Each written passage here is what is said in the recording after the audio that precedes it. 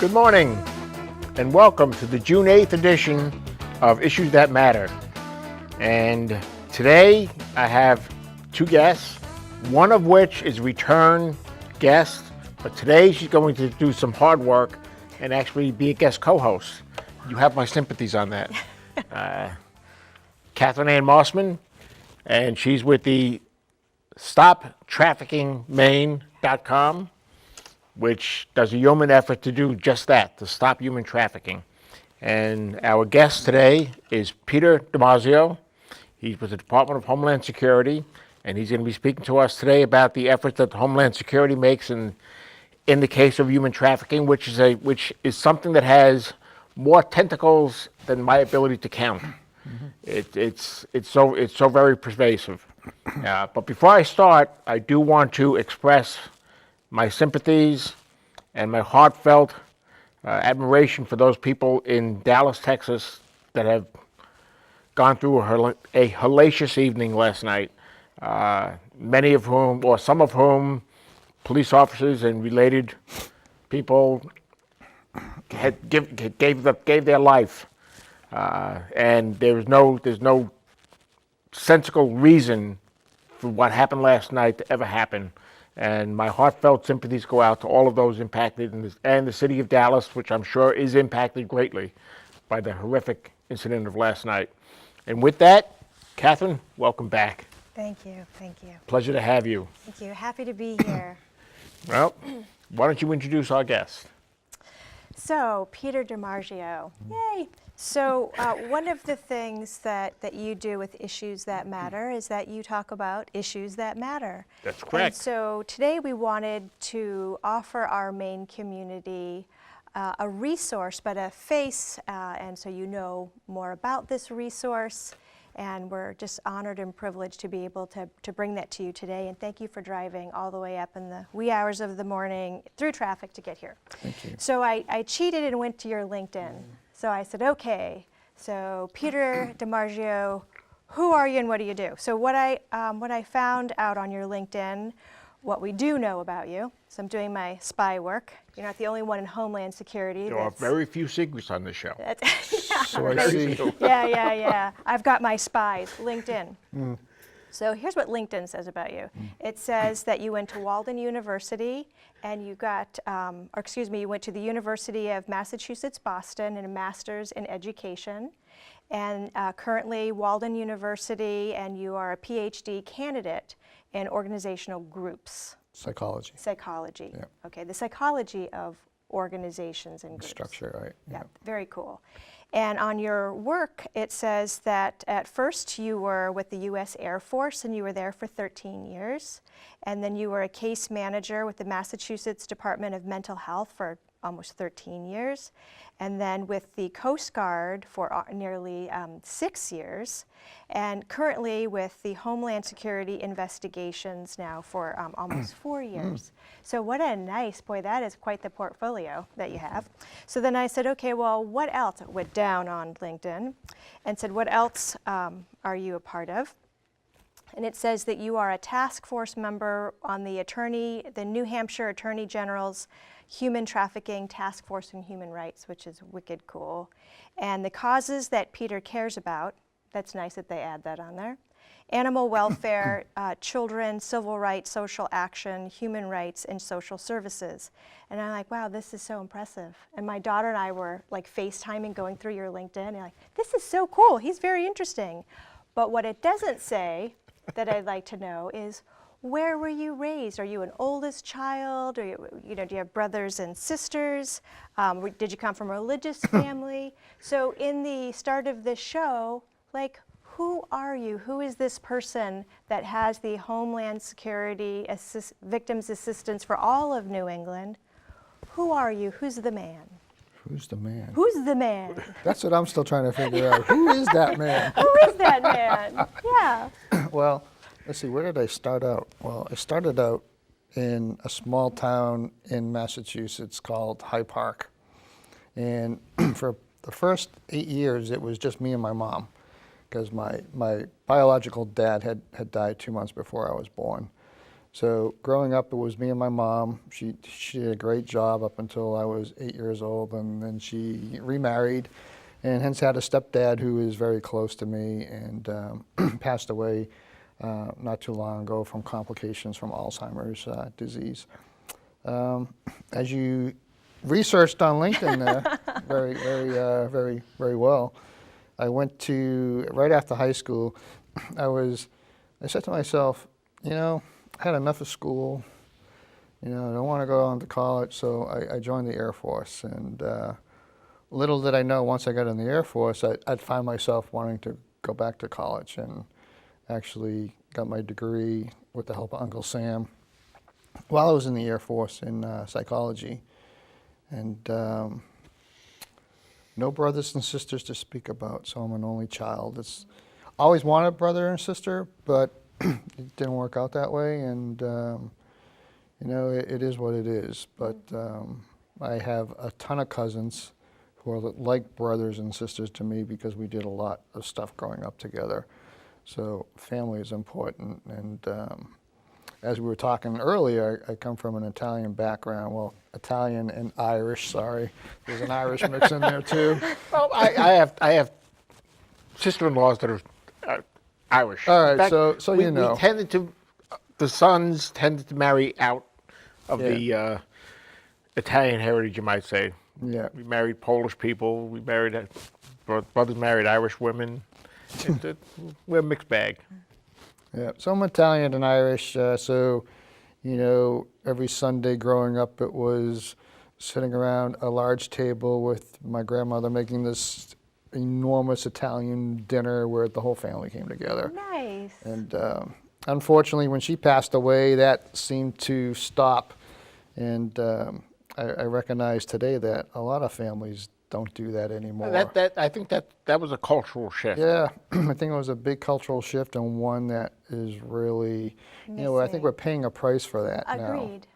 Because before, everybody came to the dinner table, talked about their day, how they were doing, and no one just seems to have time anymore. I think that's emblematic of the breakdown of the family unit. And that leads to other things that why we're here. That's right. And what we're going to be So talking you're about. saying that Sunday night we can all come over to your house and have Sunday dinner? Sure, it'll be a potluck. Yeah. So bring your favorite dishes. Right. Yeah. Yeah. So you went on to the Air Force after that. I'm trying to figure out how, you know, what brought you to this particular, what was the path? While I was in the Air Force, I was going to school at night to get my bachelor's degree. And while I was going to school at night, I originally was majoring in criminal justice. But then I actually took my first psychology course, and that hooked me. So I changed majors into psychology. From there, I said, okay, I need to get some experience on if I'm going to do this work. And it just so happened that the town I was in, Abilene, Texas at the time, was looking for sexual assault counselors. So I sought them out and became one of their crisis sexual assault counselors. And that was the beginning of me working with victims of crime. And that was probably back in the early 1980s. So I was responding to hospital emergency rooms, sitting there with the victim, helping them through the process, letting them know what was going to happen, getting them changes of clothes through their families, contacting their families, letting them know what was happening, and going from there. So that was my first introduction to working with victims of crime. And then it just continued to escalate from there. And every time I went on to something new, I always made sure I was climbing that next rung of the ladder, so to speak. And It was strategic. yeah, it was strategic. And even the populations that I was working with, I wanted to make sure that I was covering just about every aspect of violence that you could imagine. So I think I have a pretty good background of the types of crime victims that I've seen and who I've hopefully helped along the way. It strikes me that human trafficking, which is obviously a topic that we're going to be talking about today, and Department of Homeland Security, one would not think that human trafficking would encompass Homeland Security concerns. Where's the tie? Where's the tie into that? Well, we have here in New England, we have, our main office is in Boston, but we have 11 regional offices. We have one regional office right here in Portland, Maine, and one in Holton, Maine, and another one in Bangor. So those are the main offices that we have, and every single agent there, I mean, does an outstanding job as far as investigating the trafficking cases, the child exploitation cases. But Homeland Security is probably the lead agency when it comes to investigating human trafficking cases. And we look at it as, you know, we have foreign nationals that are coming in who are being trafficked as well. We have U.S. citizens who are being trafficked across the borders from state to state as well, so it becomes a federal crime. And Trafficking Victims Protection Act of 2000 is the instrument that made human trafficking a federal crime. And that's where we come into it. We look at human smuggling as well. We look at gang activity, because what we're seeing now is more gangs now getting involved with human trafficking, because gangs typically have sold drugs, and when they sell drugs, it's gone. They sell it, it's gone. But they can sell an individual over and over 15, 20 times a day and continue to make money off of that person, where the drugs they sold once and it's out of their hands. So the key point that he just said that I want to draw attention to was that it was not a federal crime for human trafficking or sex trafficking, which are different, until 2000.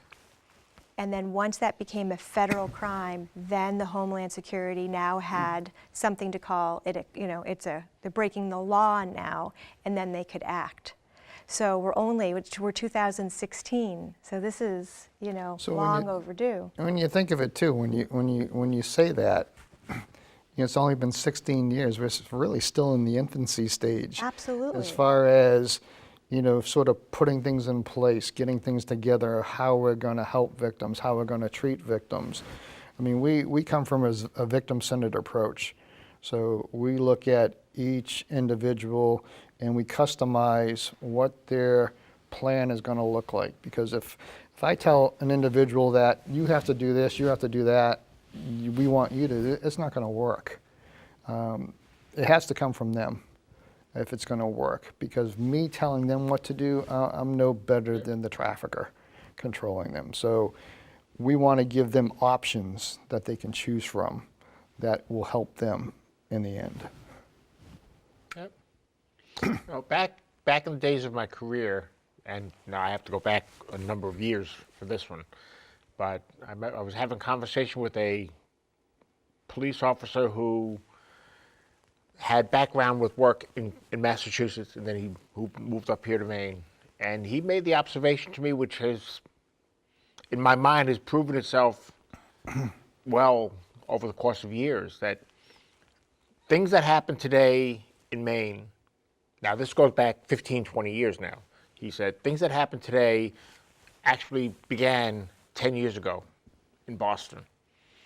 Maine tended to be 10 years behind in the time frame. Mm-hmm. And do you see that as a... Well, and that's very good, particularly if you're into wardrobe. So if you want to know what's in fashion, then whatever's happening, you can watch the trend and be in style today. If you were to see me dressed every day, you would find out that I am probably right. a little bit more than 10 years behind the times. So when you were talking about your first sort of getting out of college and then looking from a strategic place at your career and saying, okay, I want to understand sexual assault, I want to work in the world of psychology, I want to understand this, and I want to understand all the different pieces of the pie. I want to understand people who are abusing children, I want to understand people who are beating their spouses, I want to understand, you know, slavery, I want to understand. And what came to my mind when you were talking about that and going to the hospital, you were going to the hospitals and letting the families know. I mean, now most of the hospitals in Maine do not have forensic examiners in the emergency rooms. I mean, we're, like you said, we're really still in the infancy part of this. And here in Maine, the question that I'm asked more frequently than anything is this really happening here? And what is sex trafficking? So we're still saying, wait a minute, is this still happening? And you're saying it was happening, you know, on the West Coast, whatever. Using that Using same example, timeline. right, exactly. It was happening 10 years ago. And so we're trying to figure out, you know, and then of course it wasn't really legitimately considered a federal offense till 2000, only 16 years ago. Yeah. So, and I think it's admirable that Homeland Security is having this victim-centered approach. And how can we best help the victims? How can we get the victims to talk to us, which was like the key reason for bringing you here, so people can know that there is a victims assistance program and what exactly constitutes a victim and what sort of help do they get. And you know, these are, so we're going to do 2 shows because you're generous, and I was able to bribe him into staying for part 1 and part 2. So, you know, we can just tell our audience we're going to cover all. I can feel the questions from the other side of the When you camera. speak of victim assistance program, what kind of assistance do you give the victim?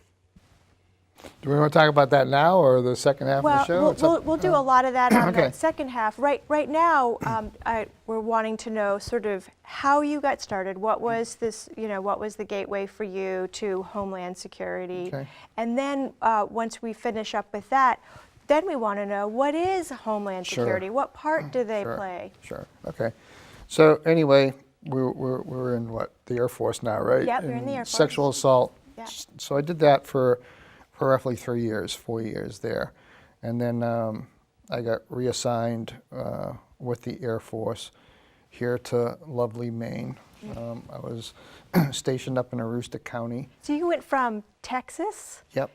to Aroostook County. Aroostook County in Loring Air Force Base in Limestone, Maine. And I honestly have to say, in my Air Force career, I've never had a bad assignment, and I loved it up there. Yeah.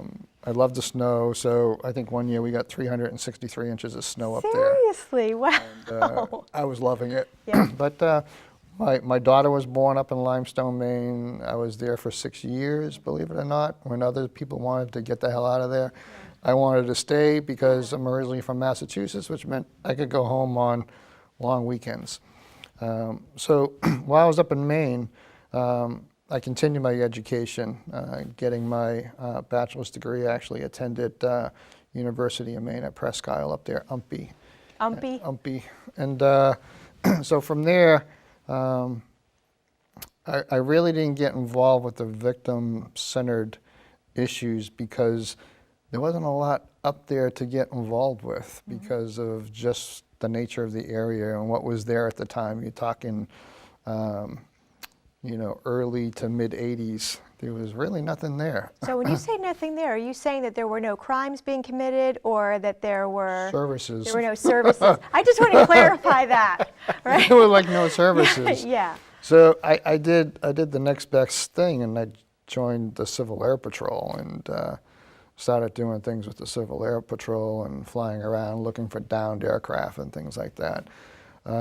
It wasn't until I left Maine. Where did I go from there? I went back to Texas after that, believe it or not. And I was back in Abilene, Texas again, and headed up the B-1 bomber program at Dyess Air Force Base. And while I was there, I got back into the victim services again, and back into a rape crisis center, helping them with sexual assault victims. And while I was there, they asked me to look at doing research to expand their services. So I actually did research to expand their services to also offer services to victims of homicide victims as well. So families of homicide victims, friends of homicide victims, looking at expanding their services to help those individuals as well.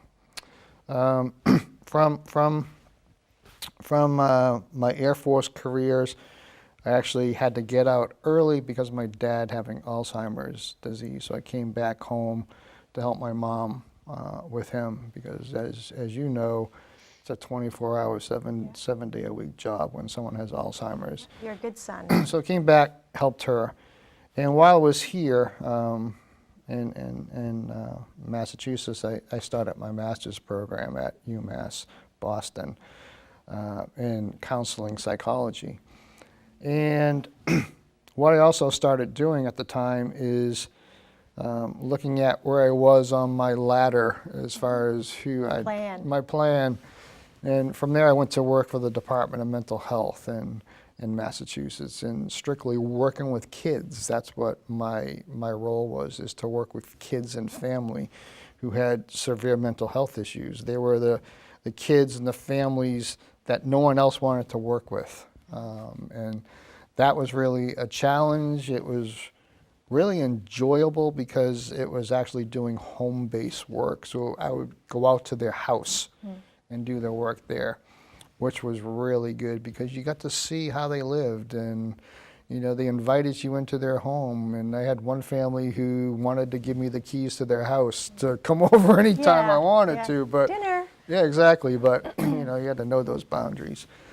So that's where I got involved with working with kids and kids issues and how families work as a unit. And Were you seeing sexual trauma then, or was this developmental?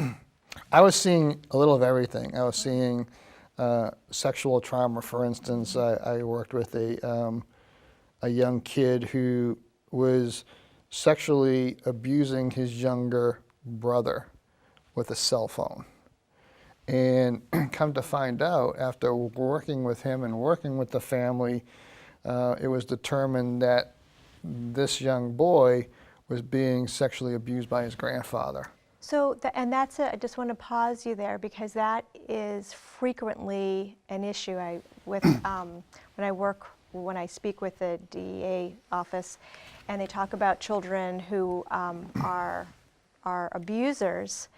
It's never that cut and dry. It's almost always because that child is being abused by someone else. Yeah. You know, and it's just like the domestic violence. Domestic violence has its cycle too. Yeah. I mean, in the abuse of kids, it has its own cycle. So for him to be abusing his younger brother, he was being abused by his grandfather. So he was learning that behavior from the grandfather, and then taking that anger and taking that frustration and feeling not protected out on his younger brother, hoping somebody would just, hey, pay attention and look what's happening. Is it fair to say, crying out for help? Yeah, exactly. Is it fair to say from your educated and years of experience that a child, it's just not in them to sexually act out on another child in a violent way? Is there any case that you can think of where a child would sexually abuse another child without having been abused themselves?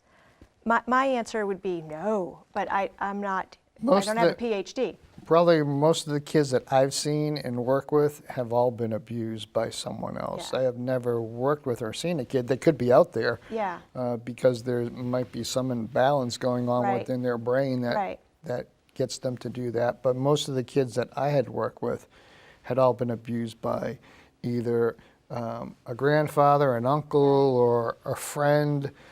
So there was always some type of abuse going on prior to them abusing somebody else. So there was always that I just wanted to clarify for our viewers that when a child is acting out that way, that is a really clear indicator that you need to bring an authority in and do some investigative work around that. And there's many ways too that they act out. I mean, some of the kids that I had seen were also self-mutilating themselves, cutting themselves. And, you know, they cut themselves so they can feel something. They feel the pain. They know they're alive when they feel that pain. So there's many other behaviors that go along with it that they exhibit. Okay, so I got you off track. Yep. So you're there. you're going into the homes. So going into the homes, working with the families, working with these kids, and I actually did that. What did LinkedIn say I did that for? How long? Let's look. Can't remember. Yeah. For like 12 and a half years. Oh, yeah, so you 12 were and a there. half years I did that. That's a long time. Yeah, it was a long time, and the opportunity then came up to go work with the Coast Guard and as their employee assistance coordinator.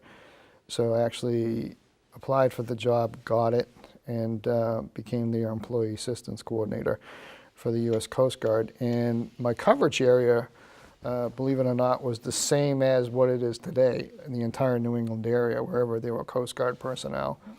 And what I did for the Coast Guard was I handled all the sexual assault reports that came in for the New England area. I handled all the workplace violence situations that came in for a Coast Guard. I handled all the suicide reports or attempts or completions.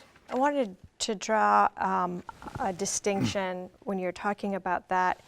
Did you notice, and I'm going to do a leading question. I can hear the judge on CSI saying, that's a leading question. So here's my leading question. The suicide attempts, the drug and alcohol abuse that you witnessed in the military, because that's where you were at the time, was there a correlation there between the people who had been abused as children who later went on to have drug and alcohol and suicidal tendencies? Not always. I mean, some of it came as a result of organizational leadership and how they were being treated by the leadership within the organization. Not feeling valued and Not appreciated. feeling valued, or being picked on by staff or other crew members because of their sexual orientation or what they had seen them do with someone else. So plenty of other factors going into it as well. Yeah. And then how did you, we're going to segue into HomeLand Security now. So how did you go from that job to HomeLand Security? So from that job, again, the position came open and I applied for it and ended up getting it, and here I am today. And it's just been for me, it's been one step into another, and a continued progression along. You're on a path. I'm on a path. Yeah. And that path changes. It has a lot of curves and twists to it. Has some steep slopes, but so if you look back, so I started out with adult victims of sexual assault. I then went into working with children and their issues and their families. And then I stepped into workplace violence issues, sexual assault issues again, and then suicides as well. So I have a little bit of everything under my belt when working with people. And now with HomeLand Security, I'm working with victims of human trafficking and working with children who have been sexually exploited, either by family members or strangers or what have you. So let's clarify that for our audience.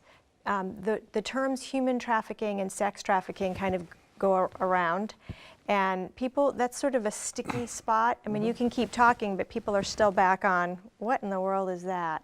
So can you explain in a preschool simple way for my brain, what defines human trafficking in real people's language and sex trafficking in real people's language?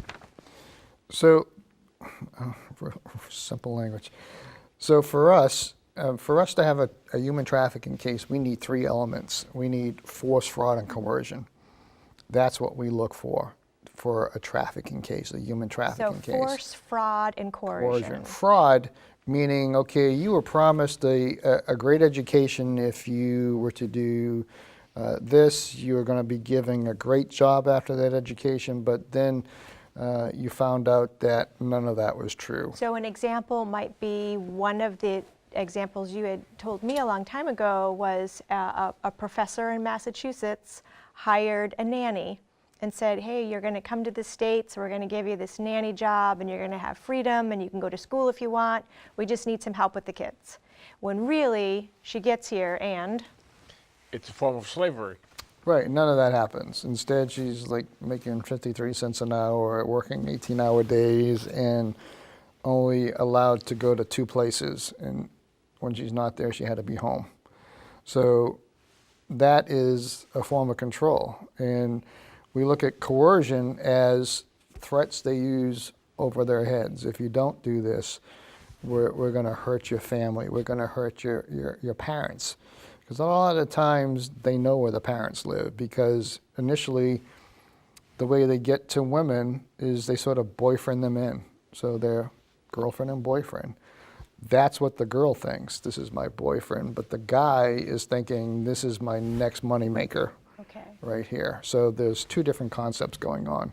And so we're talking human trafficking, Human right? trafficking. So he's gonna be the bridge that's going to bring her to the professor, for instance, and tell the professor, hey, I've got a great nanny for your kids. Right. And he's telling the girl, do this. You know, we need you to do this. We need the money. Suck it up for us. For us. And then maybe he'll talk to her parents and say, oh no, I've checked it out. This is legitimate. Let her go. Sort of. Yep. And Kevin, I don't know if you're familiar with Kevin Bales. Kevin Bales is one of the leading researchers when it comes to human trafficking. He's written many books on the subject. He's done a lot of documentaries on the topic. He identified 6 stages to human trafficking.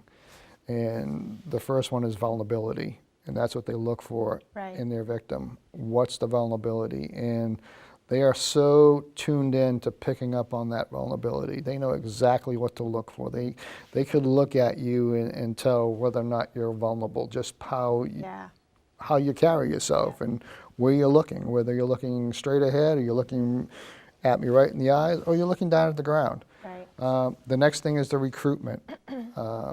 Third is transportation. And fourth is exploitation. Fifth is physical abuse and torture. And sixth is the resolution.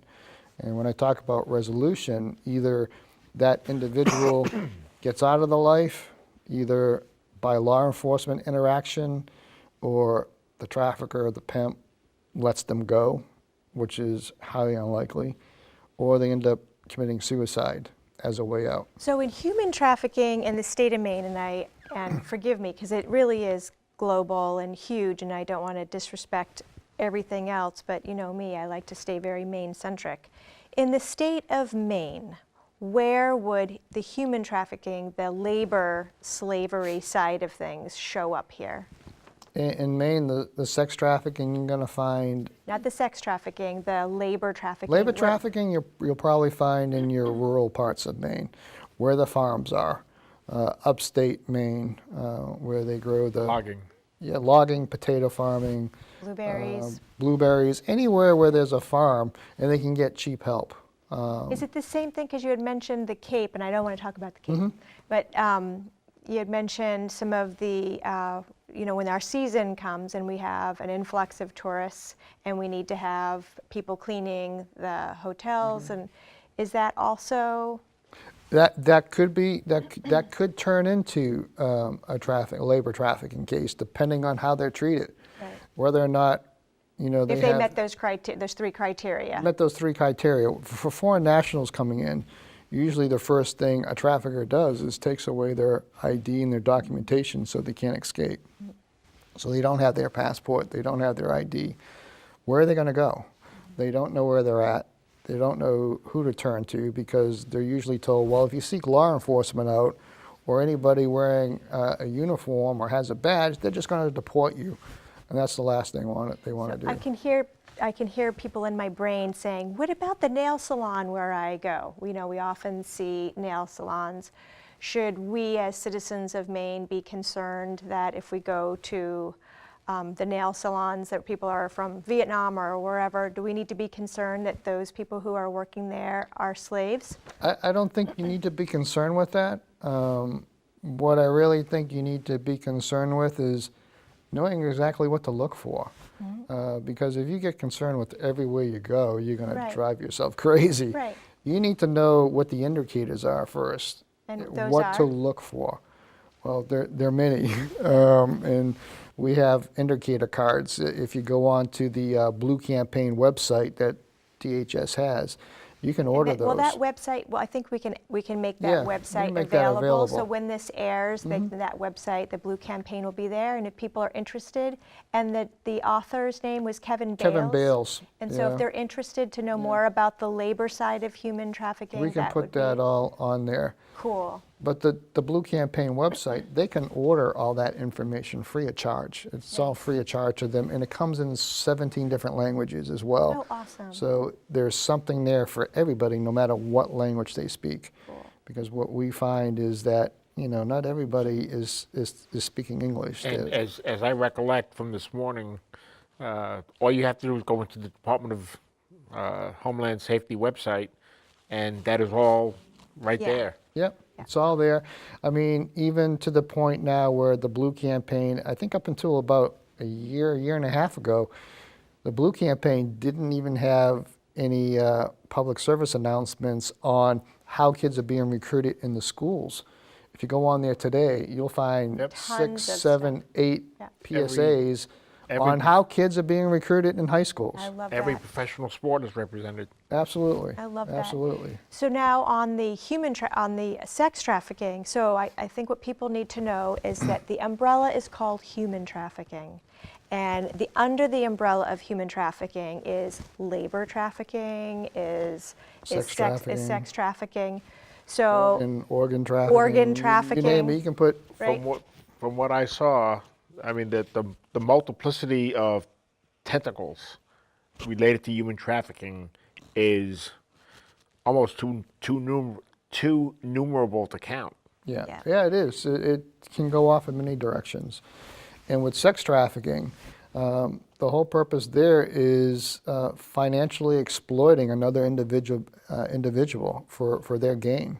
So for their gain, and that's important too, because a lot of times, as you know, I volunteer at Long Creek Youth Center, and sometimes the girls don't understand that they've been trafficked, because it might not be a monetary gain. A boyfriend or a family member might encourage them or demand them to be sexual with somebody else in exchange for something that's not cash. Right, right. So Well, I just had one of the hospitals reach out to me about a 28-year-old woman who was, they had said her mom was trafficking her out for sex in exchange for heroin. So she would be setting up dates for this 28-year-old to service men, and then in exchange, the mother would get drugs. So financial gain can mean money, it can mean drugs. extension on your rent. Drugs, extension on your rent. It can mean, okay, I'll give you a car. In that case, it boiled down to prostitution. Yeah, Well, it is, it but is. prostitution has many different faces, and I wanted Right. to expose what those faces look like, because when we think prostitution, sometimes people are thinking pretty woman, or Well, they're thinking drug addicts. And up also they down think, the- oh, that's the oldest Profession in the profession in the world. book. They're thinking about two consenting adults. Yeah. and that Little it's do their they realize choice. that one of those consenting adults is being forced into it. Right. Right. There's no consent. There's no consent. I don't know any woman who wakes up one day and says, you know what, I think I'll be a prostitute today. Right. I've never encountered a woman who has said that. Right. These women are being controlled. They're being used, for someone else's financial gain. And the sad point to this is that they're being brainwashed into thinking one thing when something else is totally happening to them, because most of the women I encounter don't even realize they're victims. They think that guy over there is my boyfriend. He'll never hurt me. And I do believe that there are a lot of people out there who consider prostitution to be a victimless crime. Victimless crime, yeah, I've heard that, and it's not. It's not a victimless crime. Or that the woman enjoys it, that she just has a high sex drive. Or she's and doing it to put she's herself doing through it- school. Yes, right.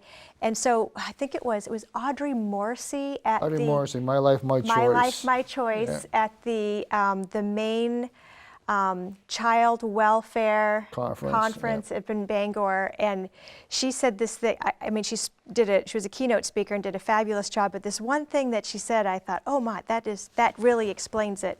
She said, if you're in a relationship, and she happens to be in a heterosexual relationship, married, she said, you know, I love my husband. And when I first met him, oh, I just wanted to be intimate with him and loved him, and I looked forward to being sexual. Then we're married and we've been together for however many years, and occasionally I like to make love to him. But if I had to make love to the man that I love 15 times a day, every single day for years, I'm out. You know, I'm out. And she said, and that's somebody that I like, that I love. So she said, can you imagine who in their right mind would want to have a stranger, different strangers, 10, 12, 15 or more times a day, every single day? Can you get your head around, really, do you think that person really wants that? Of course not. Well, and some people say, you know, I've heard some people say to me too, well, you know, why don't they run? You know, they're by themselves, they're going to a hotel room, why don't they just run and not go? Why don't they go to seek police? Well, the reason they don't run is because of this pimp, this trafficker, is controlling them, either with drugs, they might be addicted to heroin, or, as I said before, they're threatening to kill their family or hurt their kids if they have kids. Now, these women, even though they're seeing, you know, some 12, 15 men a day and getting paid that money, they don't see that money. They don't see a dime of that money. That money gets turned over. Yeah. And instead, you know, some of these women are being paid in drugs and being paid in heroin. And it's not by their choice that they're getting paid. And not necessarily that they're a drug addict that's having sex in order to pay for their addiction. Many times, most times, this is a little girl or boy who was sexually traumatized as a child. There's a whole domino effect that happens once that kid has been abused. There wouldn't be, in my mind, sex trafficking if there hadn't been early childhood sexual trauma to begin with, at least 85% of the time. So now we have this wounded adult who's vulnerable to be manipulated via either love or fear, depending on what that pimp knows will work to manipulate this person. And now they need drugs, booze, alcohol, or heroin, whatever, in order to endure having sex with 10, 12, 15 people. Well, the reason they're getting paid in heroin, and the trafficker and the pimp knows this, is if you ever talk to anybody in the healthcare profession or talk to any victim who's been on heroin, the withdrawal symptoms from heroin are awful, horrific. I mean, that's what I've heard. They're very bad. So in order to get that fix so they don't get sick, they continue to comply with what the trafficker wants them to do. To go back to their And source. they just get enough heroin so they don't suffer those withdrawal symptoms. So the reason they're doing it is so they just don't experience that horrific sickness. It's just a form of control. Yeah, exactly. So they do a drug control as well as a psychological control. And I remember being at the governor's summit on human trafficking. Yeah. I was at the gym, and there was a guy, the guy who runs the gym, and everybody was downstairs eating, whatever, and I'm up at the gym. And he said, what are all these people here? And I told him why we were there. And he said, oh, that would never happen to my daughter. She's 12, she's a little spitfire, and we're very close, we talk about everything. And I said, how close are you? And he said, oh, well, we have each other's back, we're best buddies. And I said, if a predator told your daughter that he was going to kill you slowly, if she didn't comply with what his requests were, do you think that she would try to save you? Like, of course. That his face, of course, dropped. It's like, yep. These predators know no bounds. They're going to say whatever they need to. Yeah, the vulnerability, and use the love, use the weakness. Yeah. And they can use the love for their parents and the kid will do anything to save their parents. Absolutely, absolutely. So they Very don't loyal. go through that. Yeah. What might be something that a person, a third party would be able to see to give them some type of inclination that something is not right here? One of the things, you know, if especially if they're in a neighborhood or something like that, and they see a house that has a lot of like security measures to it, but when you look at the house, it's to keep the people inside and not the other way around from Okay. people getting in. Do they see a large amount of traffic always going in and out of the house, and most of that traffic is men that are coming and going? Do they see women coming in, you know, in the morning, but never leaving during the day, and then leaving maybe in the evening into a van going somewhere? I mean, there's many indicators. Gut feeling. Gut feeling, yeah, you know, they say when you get that gut feeling, well, trust your gut because you're probably right. You know, is there someone always with that person looking like they're leading them on somewhere? Is there an individual with that person who's always speaking for them? You know, not letting that person talk. When you ask that person a question, they might look to that person with them to speak for the answer. Are they looking at the ground when you talk to them, not making eye contact? Look to see who's the best dressed between the two of them. Usually it's not going to be the victim. I mean, usually it's going to be the trafficker who's going to be the best dressed because that's where all the money's going. So look to see who's the best dressed. Is there any visual bruising, marks on the individual? Like they had been, you know, beaten up or abused in some way. So there's many indicators to look for. And again, on that Blue Campaign website, there's indicator cards that have all that on it, all that information on there. Yeah, it's perplexing to say the least. I mean, and I am not one who is looking to have Big Brother looking over my shoulder all the time, or being that Big Brother looking over the shoulder. However, we are a brother's keeper, and there are people out there that need others to be aware of what they might be facing. Well, I think what it comes down to is, you know, making people aware that this is happening. Yep. It's happening everywhere, including here in Maine, including, you know, the big cities in Maine, the small towns in Maine. I was just about to say, and my thinking is, Maine is regarded as the most rural state in the country. Lots of places to hide. I mean, the Blue Campaign's logo catchphrase is hidden in plain sight, because you might be passing these individuals on the street every day, Yep. and if you don't know what to look for, they're just going to continue to walk right by you. So you have to know what to look for in order to say something. You've heard that other catchphrase, if you see something, say something. And we have that all the time. We have people call us saying, you know what, I just saw this, and this doesn't look right. What do you think? You know, okay, thank you for the call, and we'll check it out. And I think seeing the prostitute or the trafficked person as a victim, like we talked about, the kids who abuse are almost always abuse themselves. When we see a girl that's being trafficked, somebody might say, like you said, oh, this is what she's doing. It's the oldest profession. She's a grown-up. She can do what she wants. I'm not going to get involved. This is her choice. Maybe even some noble, look at her. She's putting herself through school, or like to imagine that she is. I mean, what are the odds of her actually finishing school? One of the things that are of interest that our audience might not know is when a John, the person buying sex, and the survivor, the prostitute who's selling the sex, and of course in the background is this pimp, when she gets arrested, the John gets off scot-free, and the prostitute has that on her. She has prostitution on her record. She tries to get out of prostitution and get a job. Her permanent record says that she's a prostitute. And so one of the cool things that I see happening in law enforcement is that we're starting to take a look at that and say, well, gee, that's really not fair. And maybe instead of doing these prostitution busts, maybe we need to start doing some things to get the Johns to stop buying.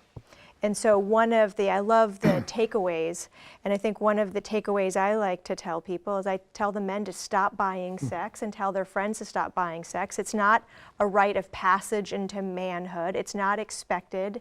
You're not doing her a favor. It's not fun. It's not funny. It's not something to look back on and have that special memory of the night we went out and bought prostitutes, you know. And what would be the deterrent, since there's little done? I'm thinking about what's in my brain is the Zumba people, you know, and I remember hearing from some of the wives of the Johns saying, we don't want our family name to be in the paper because our children, and this was hard, you know, it's like, well, I need to consider this, because I don't want my children to be bullied at school by the other kids because of what the dad did. And then I had these women over here saying, then the guy shouldn't have hired the prostitute, you know. And it's even that part is controversial. So how do you deter the man? Or the John? John could be male or female. I think there's a lot of other options out there. I mean, the Demand Abolitionist Network, they actually did a research study back in 2011, and you can probably Google it and find it online. What was the name of it again? Abolitionist Network. Okay. And they actually did a research study in 2011, and it was done again in Boston, the big city, and it was done strictly on who the buyers of sex were, who's buying sex. And one of the questions they asked them is, what would deter you from buying sex? And the list was this long.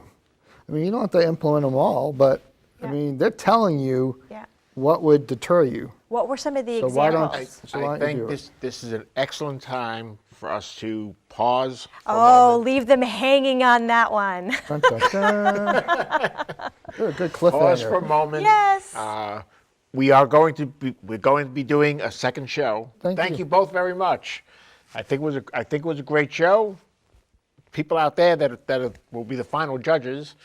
I wish we did have some type of rating system so we can gauge just what people think about the show. But that's just my dream. They can contact me at stoptraffickingme.org and leave their comments. If there's a different show, if there's a topic, if you've got questions for Peter or me, stoptraffickingme.org. Feel free to reach out, contact me. Well, maybe what we can do too is even little townhouse meetings. I would love to do a townhouse meeting. Let's plan on it. Folks, have a great day.